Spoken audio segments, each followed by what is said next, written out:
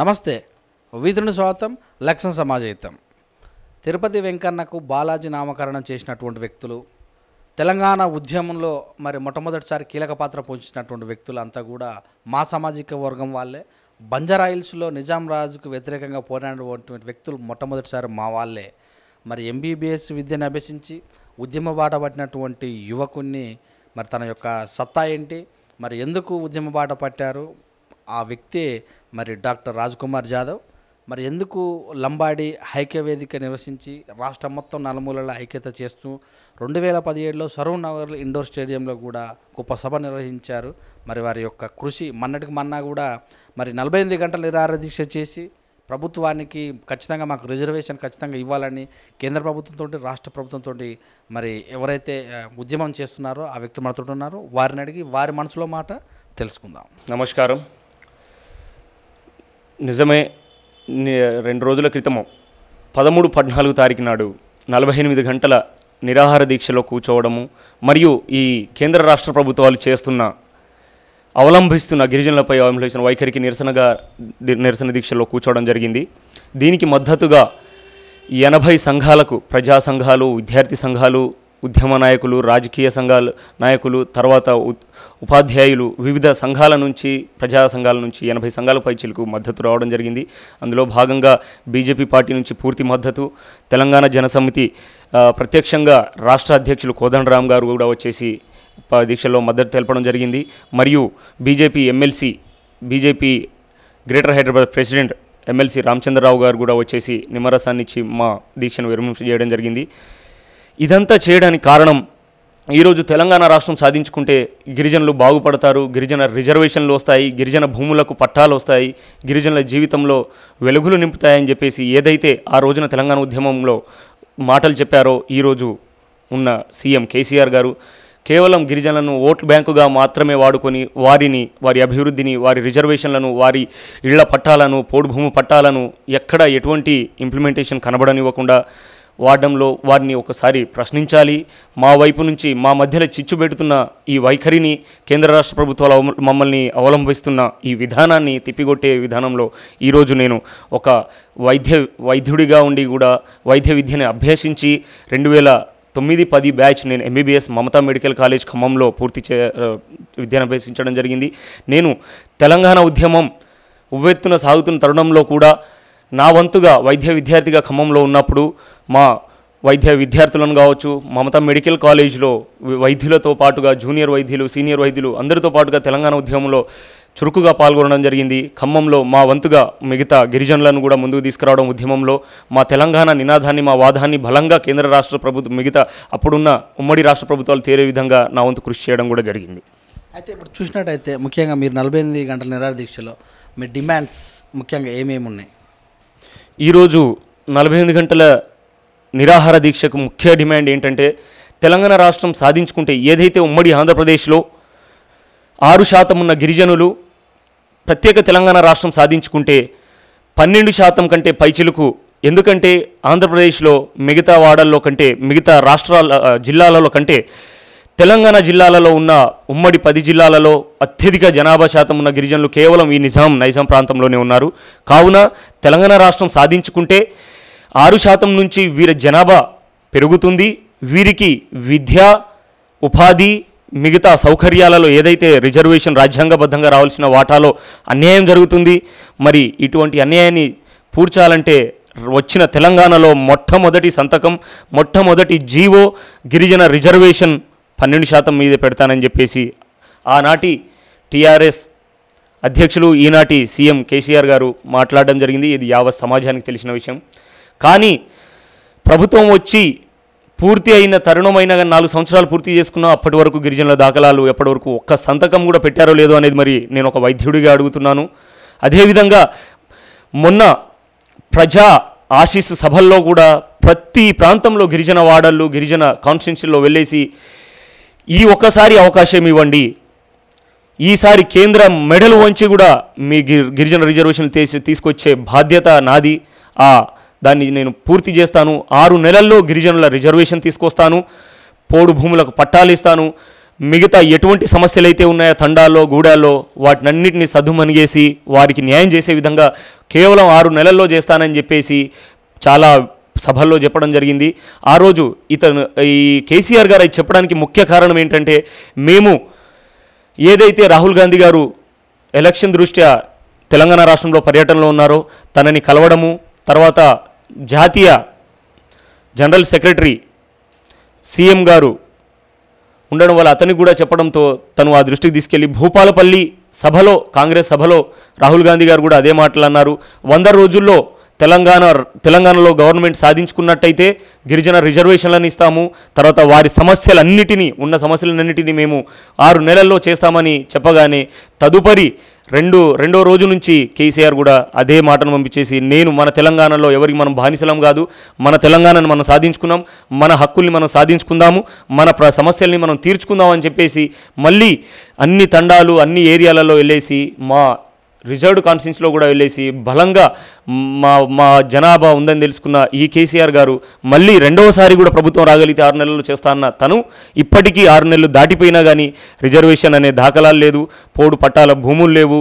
ఈరోజు గిరిజనుల మధ్య చిచ్చులు, పోడు భూమి చేసుకుంటున్న ఎటువంటి జీవనోపాధి లేని మా గిరిజనులు, లంబాడీలు, గోండ్లు, సామాజిక మిగతా అన్ని వర్గాల గిరిజన సమాజంలో ఎటువంటి జీవనోపాధి లేక ఏదో 1-2 ఎకరాల భూమిని అక్కడ 100 సంవత్సరాల నుంచి అక్కడ సాగు చేసుకుంటున్న భూమిని కూడా ఈరోజు పోడు పట్టాలు ఇవ్వకుండా వారిని ట్రెంచులు వేసి మరి బలగాలను దింపి మరి చిన్న దాడులకు కుట్రలు చేసి రేపు ఈ దాడి జరుగుతుంది అధికారుల మీద అని చెప్పేసి, లా అండ్ ఆర్డర్ ప్రాబ్లం ఉందని చెప్పేసి పోలీస్ బలగాలను దింపేసి ఈరోజు చాలా ప్రాంతాల్లో అడవి బిడ్డలు సాగు చేసుకుంటున్న పోడు భూములను కూడా ఇగ్గుకునే ప్రయత్నం జరుగుతుంది.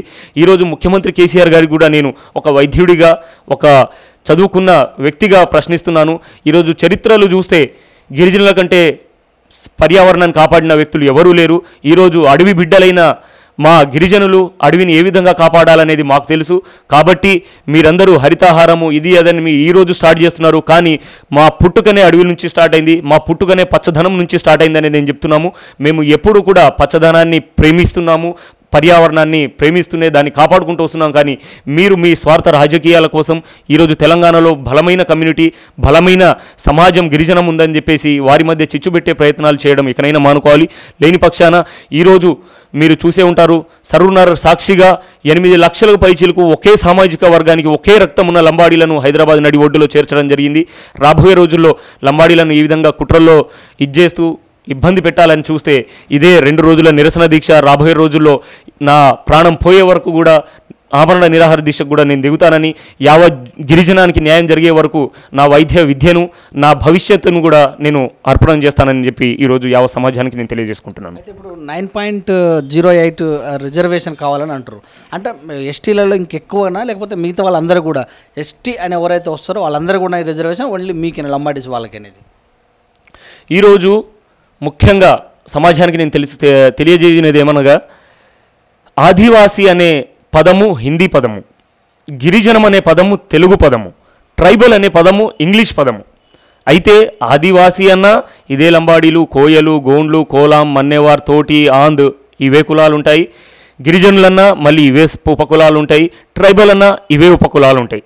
కానీ ఈరోజు కొందరు స్వార్థ రాజకీయాల కోసం, వారి వ్యక్తిగత స్వలాభాల కోసం ఆదివాసులు వేరు, గిరిజనులు వేరు, లంబాడీలు వేరు అని చెప్పేసి మాట్లాడడం చాలా బాధాకరము. మరి వీరి సొంత స్వార్థ ప్రయోజనాల కోసం యావత్ గిరిజన జాతి కుంటుపడుతుంది, వారి అభివృద్ధి ఈరోజు శోచనీయంగా మారింది. కావున నేను ఒకటే చెప్తున్నాను, తెలంగాణ రాష్ట్రంలో కేంద్ర ప్రభుత్వం సిఫార్సు చేసిన ప్రకారము 9.08% కంటే తక్కువ ఉండకుండా రిజర్వేషన్లు ఇవ్వాలని చెప్పేసి ఈరోజు కేంద్ర ప్రభుత్వం సిఫార్సులు జారీ చేసింది. జీవో నెంబర్ కూడా మీకు ఇస్తాను. అదేవిధంగా తెలంగాణ హైకోర్టు డైరెక్షన్ ప్రకారము ఈ తెలంగాణలో గిరిజనులకు రాజ్యాంగం కల్పించిన హక్కు, వారు జనాభా ఎంత శాతం ఉంటే ఎవరికి ఇబ్బంది కలగకుండా వారి శాతంని వారు పొందే హక్కు వారికి ఉంది, అది రాజ్యాంగం కల్పించిన హక్కు అని చెప్పేసి హైకోర్టు 9.34% కంటే తక్కువ ఉండొద్దని చెప్పేసి కూడా రాష్ట్ర ప్రభుత్వాన్ని ఆదేశించడం జరిగింది. మరియు చంద్రశేఖరరావు గారు ఇదే టీఆర్ఎస్ ప్రభుత్వం జరిపిన సర్వేలో ఈరోజు తెలంగాణ రాష్ట్రంలో 9.91% యావత్ గిరిజనులు ఉన్నారని చెప్పేసి వారి సర్వేలో తేలింది. అంటే వారు చెప్పిన ప్రకారం 10% రిజర్వేషన్లను ఇప్పుడు ఉన్న జనాభా ప్రకారం ఉన్న ఫలంగా తను ఏ కేంద్ర ప్రభుత్వానికి జోక్యం లేకుండా, మిగతా రాష్ట్రాలకు జోక్యం లేకుండా ఈ తెలంగాణ రాష్ట్రంలో ఉన్న గిరిజనులకు రాష్ట్రబద్ధమైన రిజర్వేషన్లు రాజ్యాంగబద్ధంగా అమలు చేసే హక్కు, పూర్తి హక్కు ఈ అసెంబ్లీకి, ఈ కేసీఆర్ గారికి, టీఆర్ఎస్ ప్రభుత్వంకి ఉంది.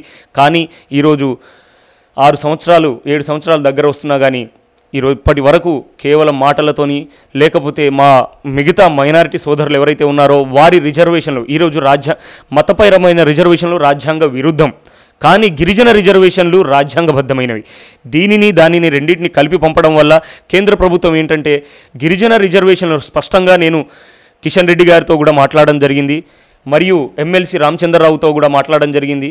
అదేవిధంగా బీజేపీ అధ్యక్షులు డాక్టర్ లక్ష్మణ్ గారితో కూడా మాట్లాడడం జరిగింది. వారందరూ ఒకటే అంటున్నారు, మరియు యావత్ మీడియా తర్వాత సమాజానికి కూడా తెలుసు, మైనారిటీ రిజర్వేషన్లు ఏవైతే మతపరమైన రిజర్వేషన్లు ఉన్నాయో వాటిని కలిపి ఈ తెలంగాణ ప్రభుత్వం కేంద్రానికి పంపడం వల్ల మాత్రమే గిరిజన రిజర్వేషన్లు ఆగాయి. కానీ కేంద్ర ప్రభుత్వం మాత్రం గిరిజనులకు ఎట్టి పరిస్థితుల్లో అన్యాయం చేయాలనే ధోరణిలో లేదు.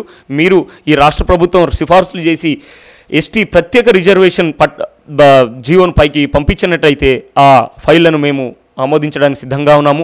అండ్ మరి ఒకటి వారు చెప్పారు, ఎమ్మెల్సీ రామచంద్రరావు గారు న్యాయవాది, తను కూడా అవగాహన ఉన్న వ్యక్తి, తను ఒకటే అన్నారు, ఈరోజు ఎవరితో సంబంధం లేదు, ఏదైతే ఎన్టీ రామారావు గారు ఆ రోజు 4 నుంచి గిరిజన శాతం పెరిగింది కాబట్టి ఆ రోజు గిరిజనులకు 4 నుంచి 6% చేసిన, ఇక్కడే తీర్మానం చేసేసి ఇక్కడే ఇంప్లిమెంట్ చేసిన చరిత్ర కూడా ఇదే నిజాంగడ్డలో, ఇదే ఆంధ్రప్రదేశ్లో ఉంది.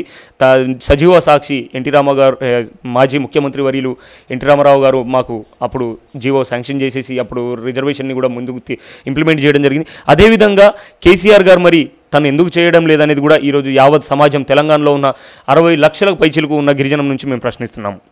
అయితే ఒకే సామాజిక వర్గం ఎస్టీ అంటే అందరూ ఒకటే, మరి ఇందులోనే 2గా విడిపోయి మరి సభలు కూడా ఏర్పాటు చేయడం జరిగింది. దీని వెనకాల జరుగుతున్నటువంటి కుట్ర ఏమన్నా? అవును, మీరు ఏదైతే ఈరోజు ప్రశ్నించారో, మీకు ఏదైతే అనుమానం ఉందో అది పచ్చి నిజము. ఎందుకంటే ఈరోజు తెలంగాణ యావత్ గిరిజనంలో కొంత చదువుకొని కష్టపడి అనునిత్యం శ్రమిస్తూ ఉన్న జాతి లంబాడీ సామాజిక వర్గం. ఏదైతే లంబాడీ సామాజిక వర్గం ఉందో అది వాళ్ళు ఆ జనాభా, ఆ గిరిజనులు ఏ పనినైనా అవలీలగా కష్టపడి ఛేదించి కష్టజీవులుగా జీవిస్తూ ఉన్నారు. అక్కడి నుంచే గట్టిగా చదువుకొని కొంత ఉద్యోగాల్లో స్థిరపడి వారి సామాజిక వర్గానికి చేయూతనిస్తూ వారి బలగాన్ని ప్లస్ వారికి రావాల్సిన హక్కులను, వారి వాటాను అడిగే విధంగా ఈ రోజున మాలాంటి డాక్టర్లు కావచ్చు, ఇంజనీర్లు కావచ్చు, చదువుకున్న మేధావులు కావచ్చు, యావత్ గిరిజన మా సోదరుల పక్షాన కూడా మేమే ముందొచ్చి పెద్దన్న పాత్ర పోషిస్తూ ప్రశ్నించడం ఏదైతే ఈ తెలంగాణ రాష్ట్రంలో ఏదైతే మిగతా పార్టీలలో ఇతర నాయకులలో మింగుడు పట్టడం లేదు. కావున యావత్ గిరిజనం సైడ్ నుంచి ఈరోజు సప్లైన్లు డైవర్ట్ అవుతున్నాయి. 1000 కోట్ల రూపాయలు గిరిజన అభివృద్ధి కోసం వస్తున్న సప్లైన్లను మిషన్ భగీరథ, కాకతీయ అని పక్కకు మరలిస్తున్నారు. వాటిని కూడా ఈరోజు లంబాడీ సామాజిక వర్గం ప్రశ్నిస్తుంది యావత్ గిరిజనం నుంచి. ఈరోజు ఎన్ని అయితే వారికి వచ్చిన వాటాలను కూడా రిజర్వేషన్లు కావచ్చు, పోడు పట్టాలు కావచ్చు, భూములు కావచ్చు, అడవుల నుంచి మా గిరిజనులు, మా కోయలు, మా గోండ్లు, మా మన్నెవార్లు, మా తోటి, ఆంద్, కోలాం, ఇతర ఏదైతే ఎరకల, చెంచు మా గిరిజనులు సోదరులు ఉన్నారో వారు అడవులకు దూరంగా, సమాజానికి, నగరాలకు దూరంగా ఉండడం వల్ల వారు ప్రశ్నించలేకపోవడం, బయట సొసైటీలో ఏం జరుగుతుందో వారికి అవగాహన లేకపోవడం వల్ల వారు ప్రశ్నించలేని పరిస్థితిలో ఉన్నారు. కేవలం ఈరోజు తెలంగాణలో ముందొచ్చి అన్నిటినీ తెగించి ఓర్చి మరీ పోరాడే జాతి లంబాడీలు ఉన్నారు. యావత్ గిరిజనుల పక్షాన వీళ్ళు ప్రశ్నిస్తున్నారని చెప్పేసి ఈ కుట్రలో భాగమే ఈరోజు లంబాడీలను, కోయాలనే మన గోండు 2-3 స్వార్థ నాయకులు, రాజకీయ నాయకులను ఉసిగొలిపి మా మీదికి దాడి చేయడానికి ప్రయత్నం చేస్తున్నారు. అందులో భాగంగానే మొన్న ఉట్నూరులో, ఆదిలాబాద్లో దాడులు, తండాలను కాల్చడము, లంబాడి బిడ్డలను చంపేయడము అటువంటి చాలా చూసాము. అది దాని నుంచి పుట్టిన ఉద్యమంలో భాగంగానే ఈరోజు లంబాడీల ఐక్య వేదిక కూడా రిజిస్ట్రేషన్ చేసేసి లంబాడీలను రక్షించుకుంటూ, వారి రిజర్వేషన్లను కాపాడుకుంటూ, వారి రిజర్వేషన్లు ఏ విధంగా పెంచాలి, వారి భవిష్యత్తులను ఆటంకం కలగకుండా ఏ విధంగా యావత్ జాతిని ప్రొటెక్ట్ చేసుకుంటూ మిగతా మా ఆదివాసీ సోదరులు, మా గిరిజన సోదరులు, మా మిగతా వారిని అందరినీ కలుపుకొని వారిని కూడా చైతన్యపరుస్తూ మనం ఇదవ్వకుండా ఇది మన వెనకాల జరుగుతున్న పెద్ద కుట్ర మనం గ్రహించాలని చెప్పేసి వారిలో కూడా చైతన్యం తీసుకొచ్చే విధంగా మాలాగా చదువుకున్న గోండు సోదరులు ఉన్నారు, మాలాగా చదువుకున్న మన్నెవారు సోదరులు ఉన్నారు, మాలాగా చదువుకున్న కోలాం ఇలా మిగతా ఎరకల సోదరులు అందరినీ ఉద్యోగులను డాక్టర్లు మేధావులను కలుపుకొని మా కుట్రలు ఏదైతే చేస్తున్నారో వారిని ఛేదించి మా వాటా కోసం ప్రయత్నం చేసే పోరాటంలోనే భాగంగానే మేము ముందుకెళ్తున్నాము. మీరు ఏదైతే అన్నారో ఈరోజు తెలంగాణ రాష్ట్ర ప్రభుత్వం కావచ్చు, ఎవరైనా కావచ్చు, కాంగ్రెస్ నాయకులు కావచ్చు, బీజేపీ కావచ్చు, అన్ని పార్టీలు ఎవరికి మేము ఈరోజు మద్దతు కాలేము. కేవలం మా జాతి గిరిజనం గురించి, వారి అభివృద్ధి కోసం, వారి వాటా కోసం, వారి భవిష్యత్తు కోసం మాత్రమే పోరాడుతున్నాము. ఎన్ని సంవత్సరాలైనా మా చివరి ప్రాణం, మా శ్వాస ఆగే వరకు గిరిజన అభివృద్ధి కోసం కట్టుబడుతూ ఏ పార్టీ వచ్చినా, ఏ రాజు వచ్చి తెలంగాణలో కూర్చున్నా కానీ వారిని మా పక్షాన ప్రశ్నించే విధంగా మేము పోరాడతాం. అయితే ఇప్పుడు చూసుకున్నట్టయితే ఇప్పుడు ఉన్నటువంటి ప్రభుత్వం గిరిజన తండాలను గ్రామ పంచాయతీలుగా చేసింది. అక్కడ చాలామంది కూడా కేసీఆర్కు పాలాభిషేకం కూడా చేయడం జరిగింది. మరి దీనివల్ల మీకు ఏమన్నా? ఇది ఎలక్షన్లో ముందు ఏదైతే ముఖ్యమంత్రి కేసీఆర్ గారు గిరిజన నియోజకవర్గాల్లో వెళ్ళి మీ రిజర్వేషన్లను మిమ్మల్ని ఇచ్చేస్తాము, అప్పుడు కొంత ఇప్పుడే పుట్టిన మా పార్టీ, ఇప్పుడే పుట్టిన చిన్న పసిపాప అనుకుంటూ మాటలతో దాటేసి మళ్ళీ మన తెలంగాణ రాష్ట్రంలో టీఆర్ఎస్ ప్రభుత్వం రెండోసారి వస్తే రిజర్వేషన్లు ఏ విధంగా ఇస్తానన్నారో అదేవిధంగా ఆ రోజు ఇంత పెద్ద 60 లక్షలకు పైచిలకు గిరిజనం ఈరోజు తెలంగాణలో ఉన్నారు. 71 నుంచి దాదాపు 82 నియోజకవర్గాల్లో ఒకవైపు గిరిజనులు ఎటువైపు ఉంటారో అదే పార్టీ ఈరోజు తెలంగాణలో ప్రభుత్వం స్థాపించే విధంగా ఉంది. అది వారికి తెలుసు.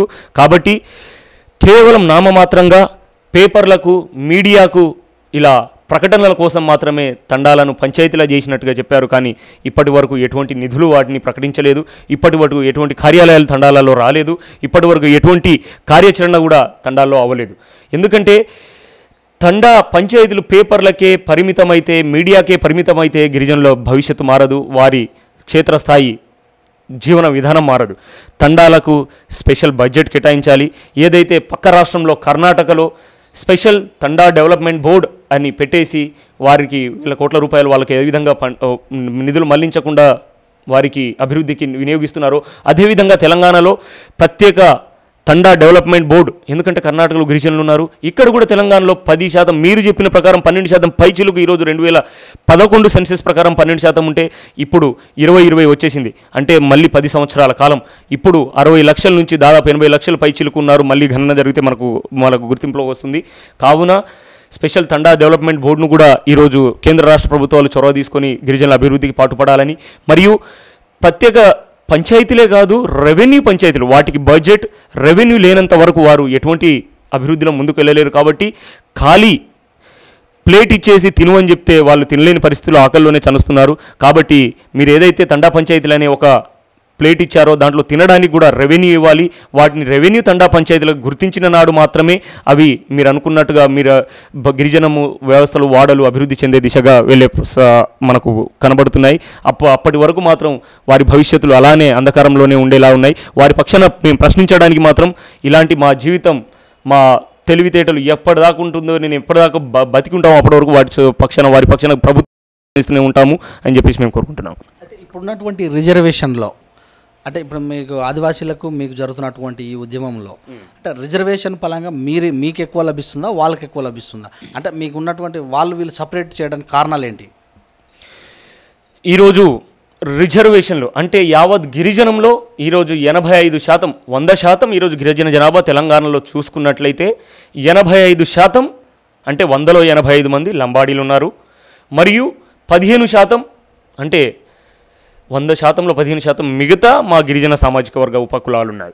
ఏదైతే వచ్చే ఉద్యోగాలలో 85% వీరికి వెళ్తున్నాయి, మిగతా 10-15% వారికి వెళ్తున్నాయి. అంటే మనం సమాజంలో ఎక్కువ శాతం కనబడుతున్న వాళ్ళు వీరు కనబడడం వల్ల కేవలం అందరూ ఉద్యోగాలు లంబాడీలే తీసుకెళ్తున్నారు, సీట్లు లంబాడీలకే వస్తుందనేది అపోహ, అది దుష్ప్రచారము. ఎందుకంటే మనం ఒక సమూహాన్ని చూస్తే 10 మంది ఒక సైడు 90 మంది ఒక సైడు కనబడ్డప్పుడు 90 మందినే ఎక్కువ మంది కనబడడం వల్ల ఆ 10 మందిని మనం గుర్తించలేకపోతున్నాం. కానీ ఈరోజు ఎందరో ఎరకల సోదరులు, ఎందరో గోండు సోదరులు, ఎందరో కోలాం, మన్నెవారు, తోటి అందరూ కోయ సోదరులు అందరూ గణనీయంగా డాక్టర్లుగా ఉన్నారు, సీట్లు సంపాదిస్తున్నారు, ఉద్యోగాల్లో ఉన్నారు. కాకపోతే జనాభా అనేది వీళ్ళు ఎక్కువ ఉండడం వల్ల ఎక్కువ కనబడుతున్నారు అంతే తప్ప పూర్తి వారి ప్రతిఫలాలను వారికి వచ్చే వాటిని ఎప్పుడూ దారి మనించే ప్రసక్తి అటువంటి జరగదు. జరిగినా కానీ మేము సహించము. ఎందుకంటే యావత్ గిరిజనుల సైడ్ మా ప్రశ్నిస్తున్నాము. ఏదైతే లంబాడీల సైడ్ పోరాటం చేస్తున్నామో అదే ఈరోజు మిగతా ఉపకులాల సైడ్ కూడా వారికి అన్యాయం జరిగినా కానీ మేము కూడా సహించమని చెప్పేసి మేము అనుకుంటున్నాం. మరి ఈ ఉద్యమంలో ఉన్న వారితో మీరు కలిసారా? సమూలంగా వాళ్ళతో ఏమైనా చర్చలు ఏమైనా జరిపారా? గత ఏదైతే 2017లో అక్కడ దాడులు జరిగాయో, ఏదైతే అగ్రవర్ణాల వారు కుట్రలు చేశారో దాని వెనకాల మిగతా పార్టీల వారు ఉన్నారు. వారిని లేపడం వల్ల వారికి మేము కలవడము, కొన్ని మీటింగ్లలో కూర్చోవడం కూడా జరిగింది. కానీ వారి సమాజం ముందు వచ్చినప్పుడు ఒక మాట, వారి స్వార్థ రాజకీయ ప్రయోజనాల కోసం మళ్ళీ ఇంకొక మాటను తప్పుదోవ పట్టిస్తూ దుష్ప్రచారం చేస్తున్నారు. కానీ మీరు ప్రశ్నించినట్టుగా యావత్ ఫలాలన్నీ, రాజ్యాంగ ఫలాలు కావచ్చు, రిజర్వేషన్ ఫలాలు కావచ్చు, లంబాడీలకు చేరుతున్నాయనేది వాస్తవమే. అయితే ఈరోజు పుట్టిన లంబాడి బిడ్డను పెంచుకోలేని దుస్థితి ఈరోజు లంబాడి సమాజంలో ఉండదు. అదేవిధంగా పిల్లలను అమ్ముకునే దుస్థితి ఈరోజు లంబాడి తండాలలో కనబడవు. కావున యావత్ సమాజం గుర్తించాలి, దుష్ప్రచారాన్ని ఖండించాలి.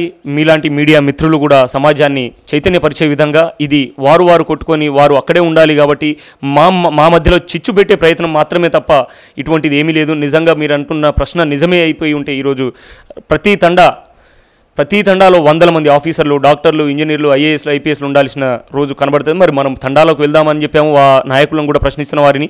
కానీ వారు ఈ మాటలను దాటేసి వారి రాజకీయాల కోసం మాత్రమే ప్రశ్నిస్తున్నారు, వారు పోరాడుతున్నారు. కాబట్టి ప్రతి ఒక్కరు గమనించాలని చెప్పేసి నేను రిక్వెస్ట్ చేస్తున్నాను. ఇప్పుడు రాష్ట్రంలో చూసినట్టయితే ఒకవైపు బీసీలు 34% ఉన్నటువంటి దాన్ని 24% చేశారని ఒకవైపు వాళ్ళు, ఎందుకంటే 50% కంటే ఎక్కువ దాటవద్దు రిజర్వేషన్ అన్నట్టుగా.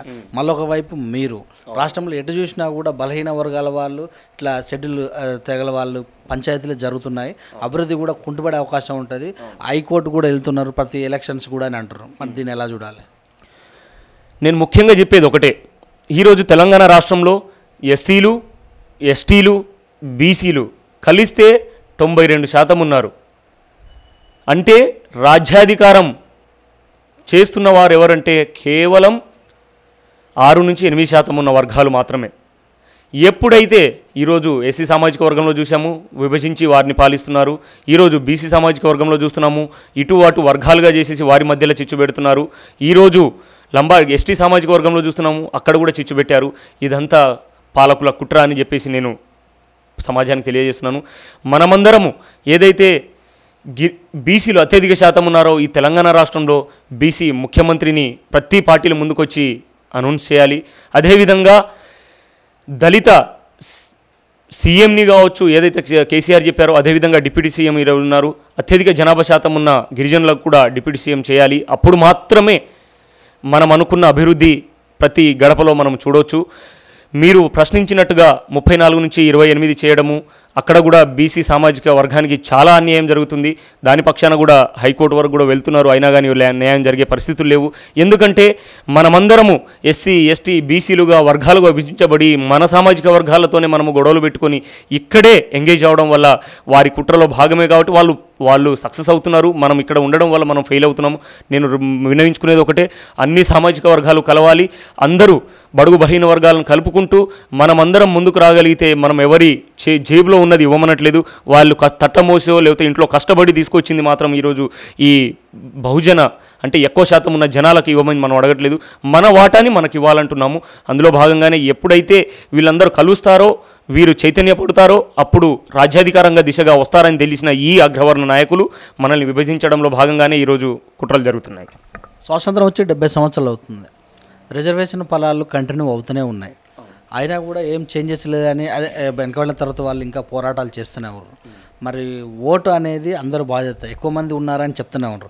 మరి ఎందుకు రాజకీయ పరంగా ఎదగలేకపోతున్నారు? మంచి ప్రశ్న.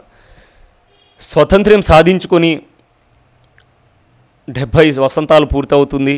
ఈరోజు తెలంగాణను కూడా సాధించుకున్నాము అంటే ఇంకొక రాష్ట్ర స్వతంత్రం ఇది సాధించుకున్నాము. ఎన్ని స్వతంత్రాలు వచ్చినా కానీ అది కేవలం పాలకులకు, నాయకులకు మాత్రమే వచ్చిన స్వతంత్రంగా నేను ఈరోజు పరిగణిస్తున్నాను.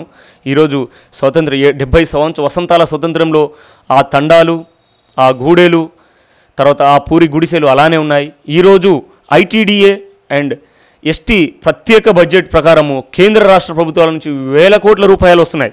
అంటే ఈరోజు ఇన్ని సంవత్సరాలలో గత 10 సంవత్సరాల నుంచి మనము లెక్క చేసుకున్నట్టయితే ఈ బడ్జెట్ని ఒక్కొక్క గిరిజన జనాభాకి వచ్చిన వేల కోట్ల రూపాయల బడ్జెట్ని మనము పరిగణలో తీసుకుంటే ఒక్కొక్క గిరిజనుడికి తన వ్యక్తిగతంగా 50 లక్షల రూపాయలు అందాలి. అంటే 50 లక్షల రూపాయలు ఒక్క గిరిజనుడికి అందితే ఈరోజు మళ్ళీ అతను అదే పురిగుడిసెలో ఎలా ఉంటాడు, మళ్ళీ అతను రోగాలు వస్తే ఒక 100 రూపాయలు చేతిలో లేకుండా పిట్టలాగా ఎందుకు చనిపోతున్నాడు, ఈరోజు వైద్య సదుపాయాలు ఎందుకు లేవు, ఈరోజు ఎందుకు వారికి సరియైన ఆర్థిక వ్యవస్థ ఇంకా బలపడలేదు, ఎందుకు వారికి న్యూట్రిషను ఆరోగ్యంగా ఉండలేకపోతున్నారు.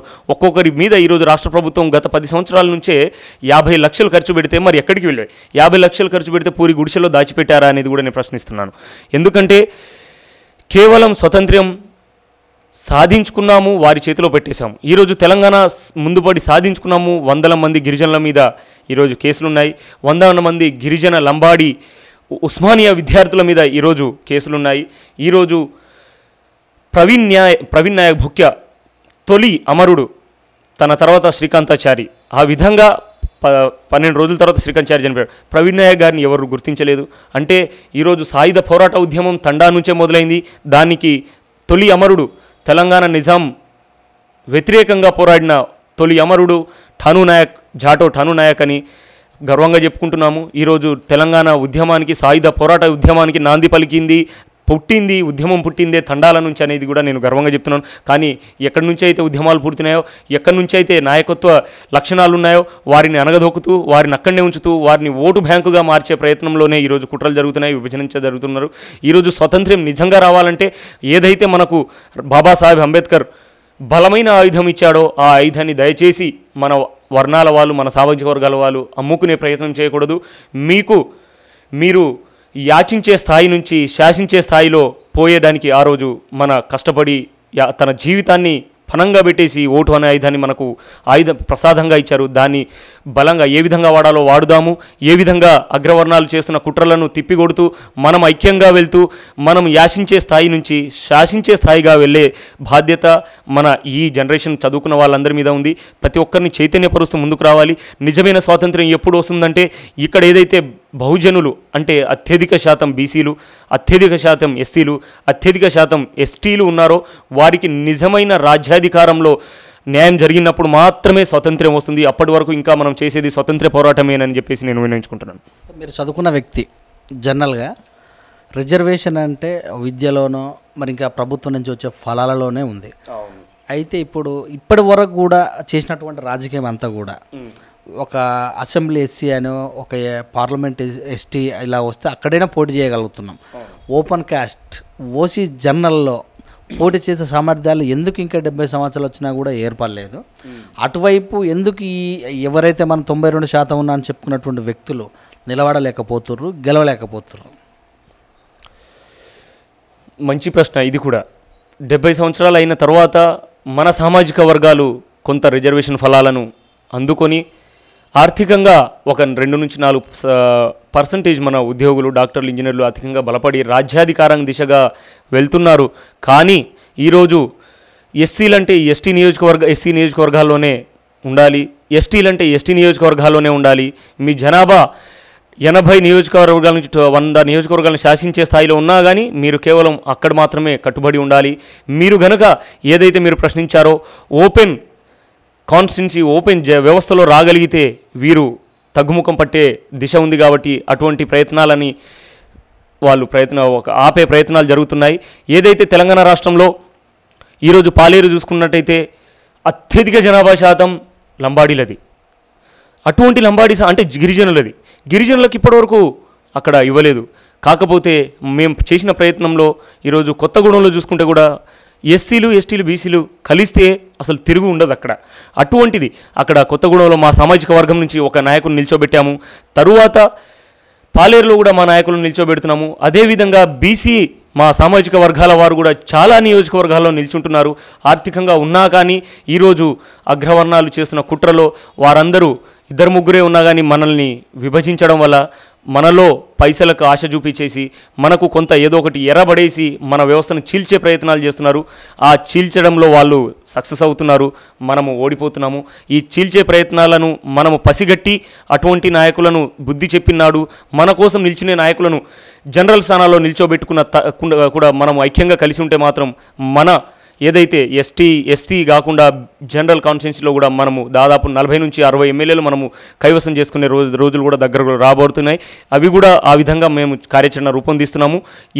దీనికి ఇన్ని సంవత్సరాలైనా కానీ వారు అక్కడే పరిమితం అవడానికి కారణం ఈ కుట్రను పసిగట్టకపోవడం. కాబట్టి మేము కుట్రలను పసిగట్టుతున్నాము, ఏ విధంగా వాటిని ట్రీట్మెంట్ చేయాలనేది కూడా మందును కనిపెడుతున్నాము. దానికోసం మా జీవితాలను కూడా త్యాగం చేయబోతున్నాం.